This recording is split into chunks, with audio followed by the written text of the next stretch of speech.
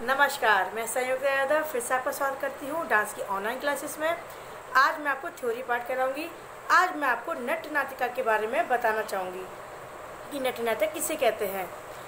जब किसी कथानक को नृत्य के माध्यम से रंगमंच पर प्रस्तुत किया जाए तो उसे नृत्य नाटिका कहा जाता है।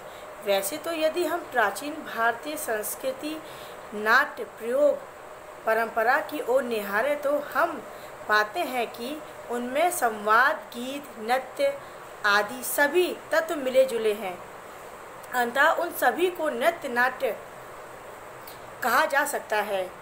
रविंद्रनाथ टैगोर ने भी एक स्थान पर लिखा है कि प्राचीन भारतीय नाटक खेल नहीं नाचे जाते।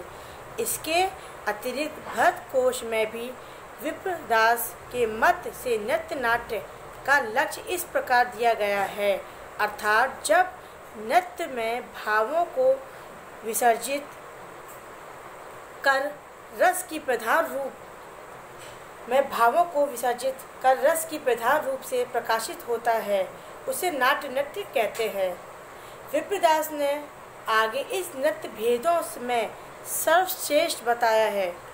इससे यह सिद्ध हो जाता है कि उनके काल तक भारत में नृत्य नाटकों की परंपरा प्रारंभ हो चुकी थी। कथकली, मणिपुरी रास, कुचिपुड़ी, यक्षगान आदि उसी परंपरा के नृत्य नाट्य हैं। किंतु आज जिसे हम नृत्य नाटिका के नाम से जानते हैं, उसका विकास किसी शब्दाधिक रूप में पाश्चात्य देशों में बैले के अनुकरण पर हुआ है और इसी कारण बहुसंख्य लोग इस भारतीय नृत्य नाटिकाओं को बैले ही कहकर पुकारते हैं।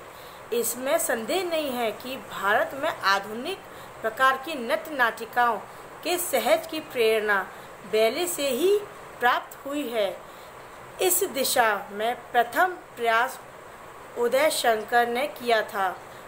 उसकी सफलता से प्रेरित होकर एक एक कर कई लोग इस क्षेत्र में आए और अपनी अपनी शैली में नृत्य नाटकों के दृष्टि करने लगे।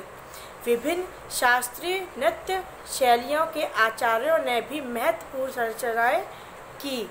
इसके विषय में हम भारतीय नृत्य कला के इतिहास के आधुनिक खंड में विस्तार से लिख चुके हैं।